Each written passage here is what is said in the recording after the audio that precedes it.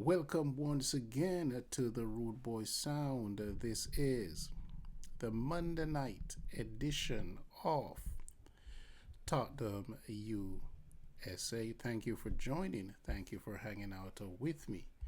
Of course, I'm the Rude Boy DJ Paul, and I will be taking you through your paces, your places, and what I think about the weekend. Yes, the weekend was a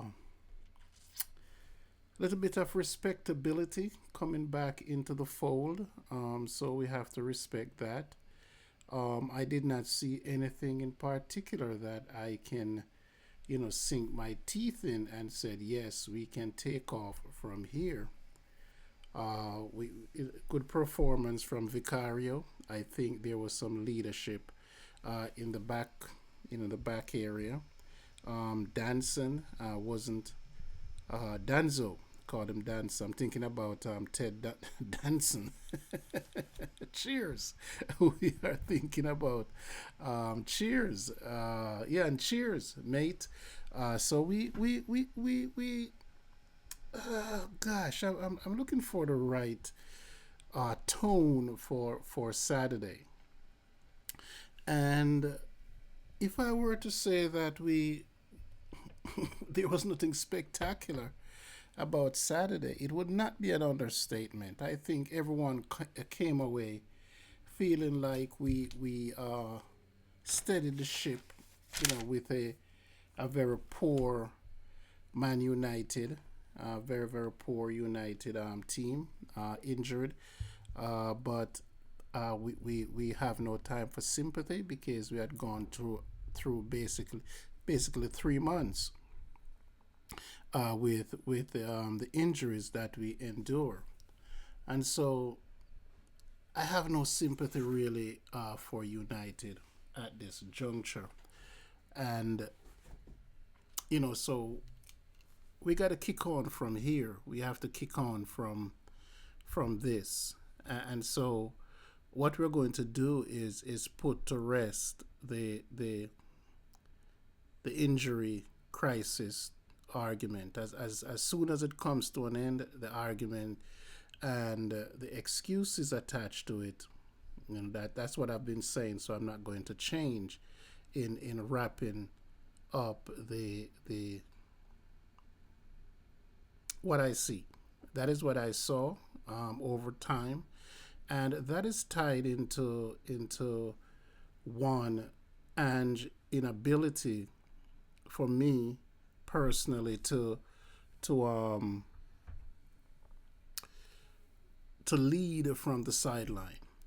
I know that there seemed to be a little rallying around him now, and that's fine. Your staff is supposed to do that. Your players are supposed to do that. So good to see some emotions are coming from the sideline. And speaking about the sideline, I'm going to touch something that I saw.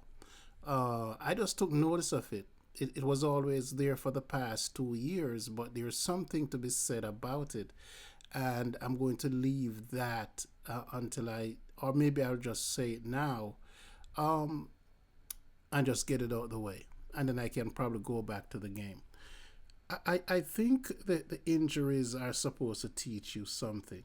I think the injuries are supposed to test you. It is supposed to make you want to do things differently, makes you want to look at what teams are presenting and how you want to counter them and how you want to make sure that because you're depleted and you don't have your full entourage of players and your substitutions and your bench and so on and so forth, you want to make sure that there is a plan. There is a plan which the injuries are going to affect what you do normally. And so what's the plan when that begins to surface? We went through that last year, and I did not see a reaction to that this year. We end up signing Tell, which in truth and in fact, being a front, a forward, a striker, or playing across the front line. Technically, we didn't need him, but I think it's more of a show signing. I think he's a good lad, so I'm not going to discredit him as a player. I'm just saying the the club going out and signing tell what does that do for the scouting department of the club. And so we took like forever to get help for the injured backline.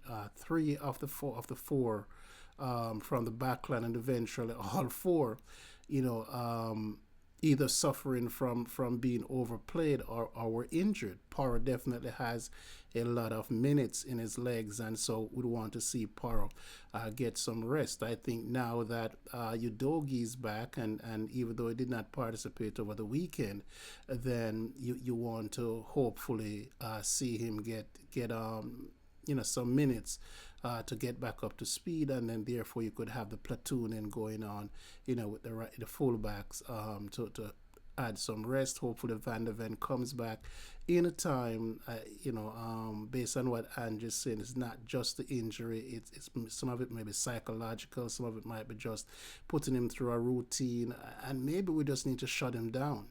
Maybe we just need to shut him down for as long as we can, and or in what you do in basketball is that even though you're a starter, you would start to bring him off the bench, and you start to put a little bit of time, minutes in his leg, or send him down to the U23 either to play a game or two. I know it's not the best, the most ideal thing, but you want to have him out there running before you chuck him out as a starter, and that would not have been a bad thing to send him down to the under 23s to get a game or so in his legs. That's not far fetched. Just an idea to make sure that he is up, and of course we have to keep wrapping him in wool after each game because he's really important. That's not exactly where I was going, but it was more along the line of Ange and his management style, and more so to his assistants. And what I realized that maybe there's going to be a bond coming out of all the injuries that occur, and all the other assistant managers and assistant head coach or whatever they are, whatever positions they hold, that they bond with and some and understand more about what is needed. I don't see it on the pitch, but I'm hoping that the players get some, not the players, but the coaches get something that is inside of Ange, or maybe what's going to happen, or what is happening, is that he's giving them more of what he has, and not accepting or being open to what they have, because they're all new coaches. They didn't travel with him, so none of the coaches that he has with him basically have the success before. None of the coaches that he has with him, are a part of, when the going get rough. What do we do? Who do I lean on? Who do I talk to? Who is my main man? It just seems like it's Ange and a bunch of coaches that are there. That's how I look at it from the sideline. And as I was saying before, I veered off the road. I used to say that I see a little bit of emotions coming, creeping in, from results, from goals, and so on and so forth. I see a little bit more celebration. I see a little bit more yapping, more snapping, more anger, more than looking up in the sky. I see some of that happening. So maybe there are some changes there. Like I said, the injuries are supposed to teach you something or reveal something of you. Some character building has to happen, and therefore maybe a little bonding may have happened, because now everyone really has to stick together, because the rally cry is there for the manager and to save the manager's job. So that's a little thing that I saw. Something else that I saw, which I'm not pleased with, I said it before and I'm going to say it again. I have no idea what Rob McKenzie does. I have no idea what's the purpose of Yuan Lang, and I have no idea what Scott Munn is doing. And the two guys I mentioned before all fall under his responsibility as far as the operations are concerned. So I am not sure what these three guys are doing. And I say that because when the window closes, it's time to get to work. and it seemed like they weren't at work. They were asleep at the wheels when the summer window closed. More so when it came to November, October, November, December, when the injuries start to set in. And one of the things that if you're working, in my estimation, if you're doing your job, if you are Scott Munn, if you are if you are Yuan Lang, and if you are Rob McKenzie and the rest of the staff, that backroom staff, in coordination with Ange, you are now supposed to be looking at what this team needed. And even without the injuries, you did have needs.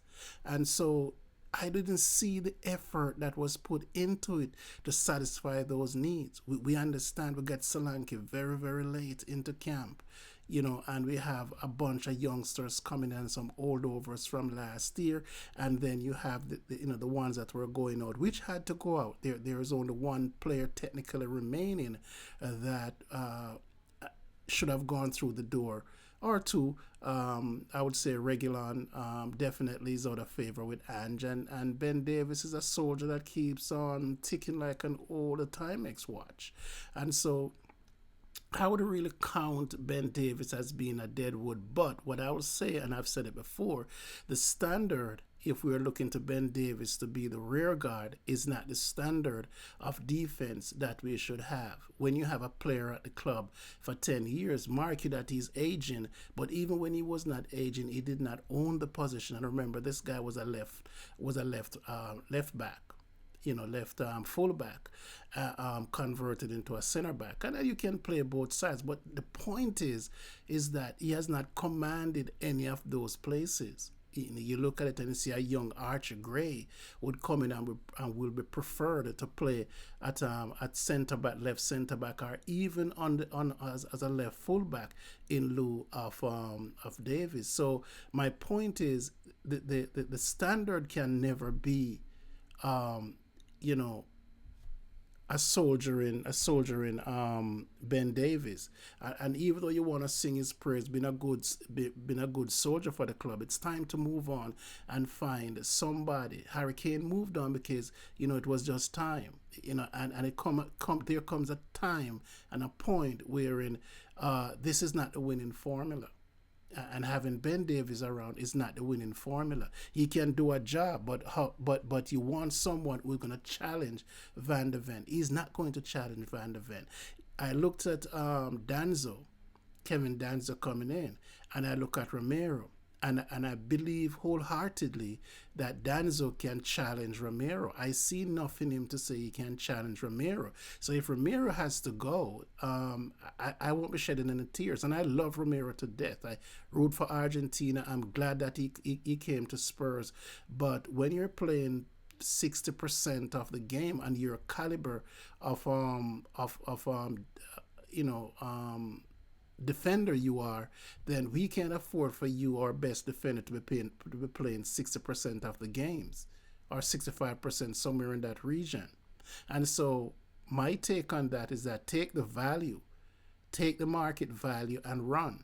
We can go out there and find someone to that is a somewhere in the region of a Romero who is going to stay on the pitch, and Danzo seemed like he can hold the fort down when he comes back. Jagushin, there are a few roots that are left in the ground as far as he's concerned. So I'm not going to go crazy about him, but maybe he will learning from all this. The unfortunate thing is that coming out of all of this, he got injured, and so you haven't seen what he actually learned because he got injured when it was time for him now to be platoon and get into the rotation more and more. He got injured, which is very unfortunate for him. So for that, I feel it for him. But getting back to the point I was making is that Rob McKenzie and Yuan Lang is not giving me the comfort that they know what they're doing. Coupled with that, it seems like they don't know what the team actually needed. Because unless you're going to tell me that they don't have a budget for January, there's no way on Green's earth that they go out and they comfortably sign a $15 million goalkeeper on emergency and thought that was the best that we could do in the January window. And that in itself seemed like it was born out of injuries. So my point would be that if we never had the injury to the goalkeeper, would we have gone out and signed a goalkeeper?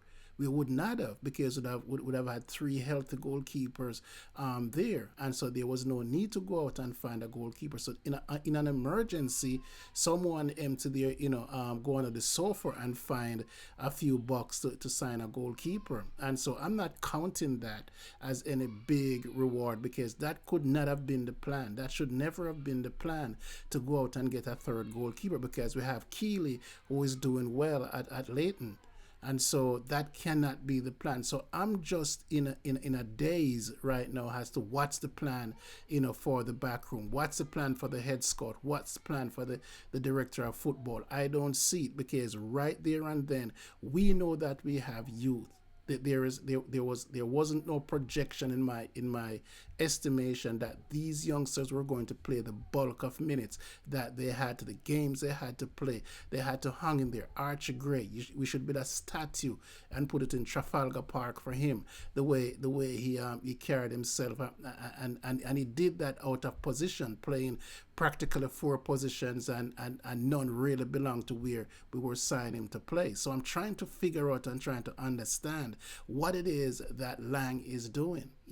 I heard him before, and I make a mockery of it, and he's making a mockery of us, because in a market wherein you're not going to go out there and sign 60 and $70 million players, you have to beat the bushes.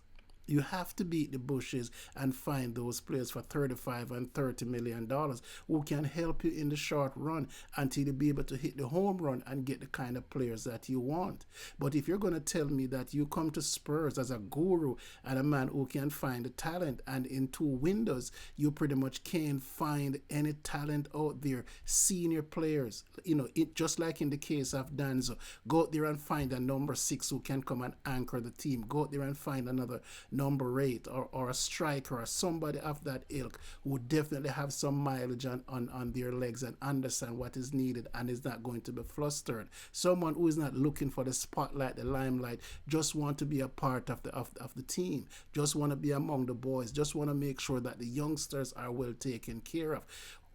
What is so difficult in doing that? What are they being paid for? What are they doing between August and the 1st of January? I don't see the body of work. It does not manifest itself into anything that tells me that these cats were working and we needed the help. Now, we can speculate, and we can go back to the old thing, and we can go back and blame Daniel Levy and said, oh, Daniel Levy will not spend the money. But I can't speculate on that. I don't know that. What I know is that we are not producing players to supplement what we have from the previous window. I don't want to hear that it's difficult to sign players in January. That's why you're paid, to do the difficult work. And if it's too difficult for you, might as well Dan called me and said, hey, road boy, go turn some stones for me. But you are the experts. Rob McKenzie's resume said that he's pretty much the guru of analytics. So where's all that expertise that you need to go out there and find the players and beat the bushes for the players that you need as a head scout? What are you doing? And so I'm going to leave that right there, because I don't understand why that is a problem. I don't understand why recruiting and scouting is a problem when we have people who are known for that before they came to Spurs. And so when you look at it, I just say that it is time. It is time for us to put the injury thing behind us. We want to see something tangible on the pitch, and this is to say that the youngsters, in this iteration of what I'm saying now, they give the best of themselves. And we have some good players. For me, it's whether or not the manager now can nurture that. One of the things also that I'm going to say, I'll stick a pin here to say there's a lot of praise that's going out for Ange using Spence. And one must remember, right, that Spence has put more into the relationship than all of his managers combined. I don't mind a player with a little attitude. What you have to do is look at it and look to see whether or not the skill is there and what he really needs. Because what we're doing is that we can't well, that's my granddaughter next door. And we have to live with that. That's going to be a part of it. She lives here at 2 years old, or maybe two. I just can't tell her that she can't yell, scream, cry, and do all the things that she needs to do. So we all got to live with it. It's a part of the show. She's letting her voice heard. She's saying, "Go and go, pops, go. You're talking real things over there." Anyway, so yeah, and my take on that is that while we want to lavish the praise on Ange, and and said, oh, you know Spence has arrived. Spence, I think, put the work in more than and believe in what he needs to do than anything else. And he should be commended along with Daniel Levy, because this is a guy who was put on blast by Conte while Conte was stroking his own ego coming in. And so the kid started off, way behind the eight ball. So now I think his talent is coming forward, is what he does is coming forward, and congrats to him for putting in the work and believing in himself and believe that he can play at this level, because he said it before he arrived. Don't forget that. And everyone was telling him to humble himself. But if you don't believe in yourself, who is going to believe in you? And he's showing that. So congrats to Jed Spence, who is now commanding the shirt, and definitely, whether it be the left back or the right back position, definitely that he's going to be there. It was honorable when he went and he played as a right center back, with his versatility. So I believe in the young man. I did believe in him before, to be honest with you, and I think that Levy did a good thing when he told Genoa to go to hell. We are not giving you a player. I couldn't understand what. Here's the deal. If the player has a bad attitude, right? If you saw him already and you saw his talent, why would you pay $7 million or less than $7 million for someone who's going to give you a headache for a bad attitude? Because what General was practically saying is that he was not good enough, but we'll take the risk at less than $7 million. That didn't make any sense to me. So I think they were practically playing off the fact that he could not have returned to Spurs with any confidence that he was going to be a part of the first team, and Genoa was trying to get in on the act and said we can pretty much pick up something here for free. So I'm glad Levy gave them the middle finger and said, no, we ain't giving away our asset, because right there and then would have lost somewhere in the region of 13 to 14 million pounds on him because of what we paid for him. So I'm happy that Levy stick to his guns and say no deal this time.